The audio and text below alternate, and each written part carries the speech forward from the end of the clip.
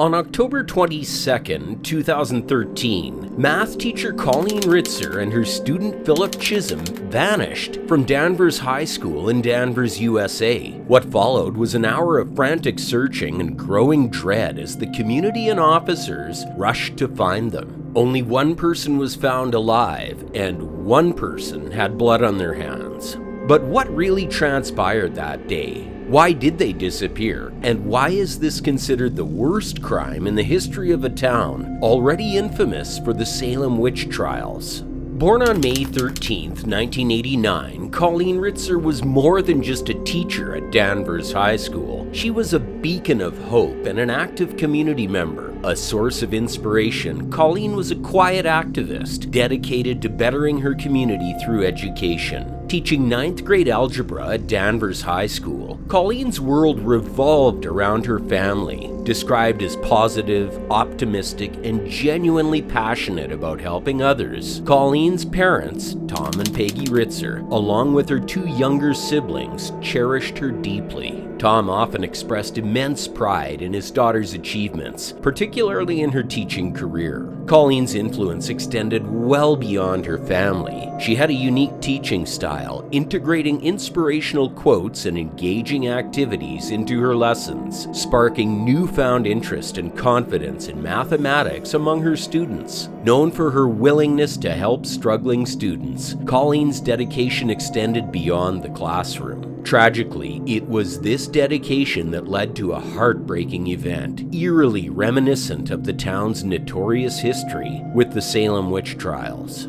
To understand the harrowing events, we must first introduce Philip Chisholm, one of Colleen's students. Just after prosecutors rested their case, the first mention of a motive. Born on January 21st, 1999, Philip was a 14-year-old boy originally from Tennessee, recently enrolled in Colleen's class. Following his parents' divorce, Philip moved to Danvers, Massachusetts with his mother, Diana Chisholm. Described as a quiet and reserved kid, Philip excelled in athletics but socialized with few peers. Despite his short time at the school, Philip's name would soon become synonymous with an unspeakable crime. On the afternoon of October 22nd, 2013, Tom Ritzer visited the school to see his daughter's new classroom and express his pride in her. Upon reaching room A209, he found it empty. After a brief search, he discovered Colleen's car parked outside, but there was no sign of her.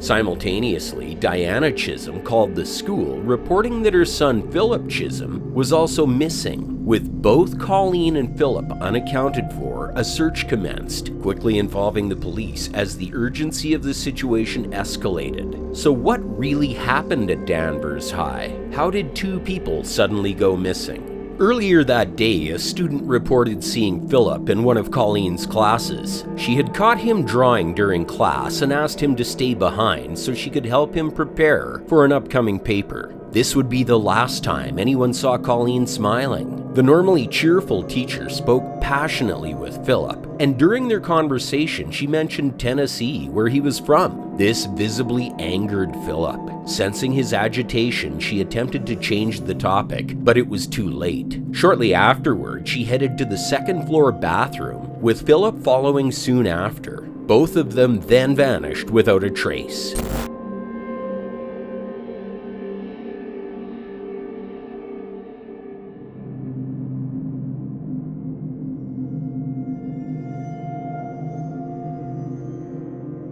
When the police arrived at the school, they found red-brown stains in the second-floor bathroom where Colleen was last seen. This alarming discovery prompted a thorough investigation because these officers used the location data from Colleen's phone to track its last known position, which was about 24 minutes away from Danvers High School. This was perplexing because her car was still parked in its designated spot at the school, indicating she had not left voluntarily. To make matters worse, her belongings, including her purse, credit cards, and driver's license, were found scattered around the area, suggesting a struggle or an attempt to conceal evidence. On the morning of October 23rd, at around 12:30 a.m., police received a report of a lone pedestrian walking southbound on Topsfield Road. When officers arrived, they found Philip Relieved, they patted him down, but their relief quickly turned to horror when they discovered he was carrying a bloodied box cutter. The situation grew even more dire when they found Colleen's credit cards, driver's license, and, shockingly, her underwear in his possession. During the interrogation, Philip initially claimed he had found these items at a Stop and Shop. After further questioning, he changed his story, saying he had taken them from her car. The officers, suspecting he was lying, pressed on, fearing for Colleen's safety. An officer eventually asked about the bloodied knife. Philip responded with a chilling remark, "The girl." This prompted further questioning, and he confessed that there was a woman in the woods who was beyond help. When they took Philip back to Danvers, his cold demeanor shattered upon seeing his mother. He asked to speak to the officers without her present. It was then that the true tragedy was unveiled. Around 3 a.m. that day, Colleen's body was discovered in a wooded area near the school, a scene that still haunts residents to this day. Colleen had been strangled, stabbed 16 times in the neck, and raped. She was found naked from the waist down, her top raised up, and her bra pulled down. Next to her was a handwritten note saying, "I hate you all." The horror did not end there. She was positioned in a sexually suggestive manner and had been violated with a tree branch, which sadly was still lodged inside her. About 20 yards from her body, investigators found a large recycling bin containing bloody gloves and bloodied clothing belonging to Philip. Faced with overwhelming evidence, including surveillance footage placing him at the scene of the crime, Philip had nowhere to run. See, at 3:06 p.m. on October 22, 2013, a female student entered the second-floor bathroom at Danvers High School, where Colleen Ritzer had been attacked by Philip Chisholm. The student reported seeing the back of a person who appeared to be changing clothes.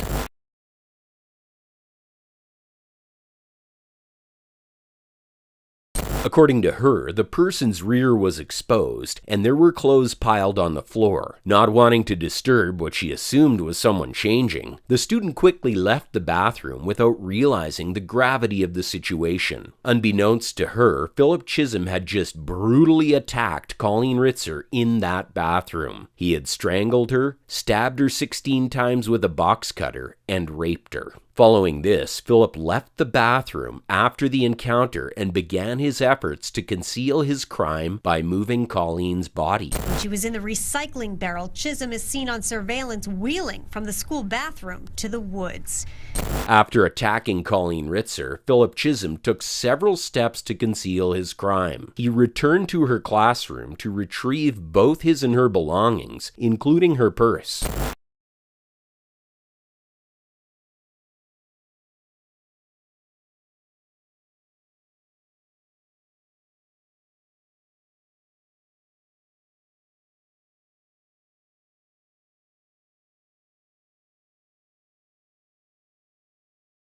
He then used a large recycling bin to move her body from the bathroom to a wooded area near the school, where he further violated her and left her remains and attempted to hide her remains under sticks and leaves, and left a note that read, "I hate you all."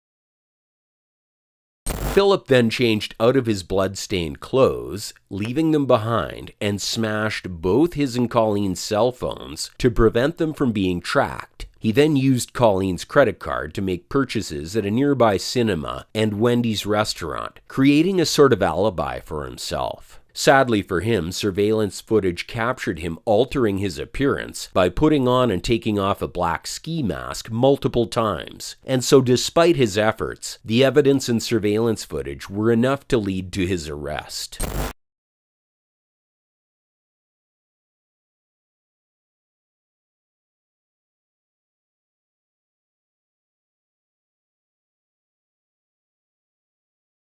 Philip Chisholm's trial began in 2015 with a weird twist. See, his lawyers did not dispute that he killed Colleen Ritzer, but argued he suffered a psychotic episode triggered by the mention of Tennessee. They claimed he had early onset schizophrenia supported by his family history and psychiatric evaluations. However, prosecution experts countered that Philip's actions displayed chilling premeditation, as he had brought a ski mask, gloves, and a box cutter to school. The jury, grappling with the weight of the evidence, rejected the insanity defense and found Philip guilty. The court sentenced him to life in prison with a possibility of parole after 25 years for Colleen's murder. He also received concurrent 40-year sentences for rape and armed robbery. Because of his age, he was tried as an adult for murder, but as a young offender for the other charges. Sadly, even though he was caught, the scar Philip had made was far worse than any in recent years and truly brought back the dark ages for the town. But what do you think? Was Philip simply insane? Or was the former town of Salem lucky to have caught a devil in his youth? Let us know your thoughts in the comments section below, and if you liked the video, please give it a like and subscribe. Until next time, stay safe.